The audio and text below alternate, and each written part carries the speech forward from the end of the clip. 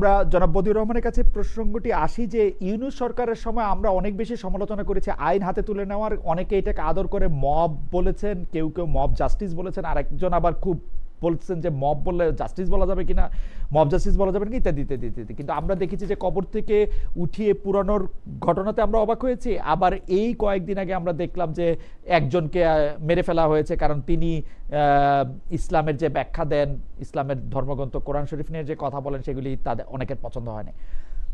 আপনি কি আসলে এই জায়গাটার মধ্যে বড় কোনো তফাৎ দেখেন, মানে এই ব্যাপারগুলিকে হ্যান্ডেল করার ক্ষেত্রে বা এই ব্যাপারগুলির ক্ষেত্রে শাস্তি নিশ্চিত করার ক্ষেত্রে, কারা এগুলি করছে সেগুলি বলার ক্ষেত্রে? জনাব বদিউর রহমান। জি, আপনার এটার আগে আমি ইলেকশন সম্পর্কে একটু আমার মতামতটা জানাই। জি। সেটা হইলো এইবারের যে নির্বাচনটা হয়েছে, এটা তো এক দলের নির্বাচন হয়েছে। আপনারা এক দল আগে বাজার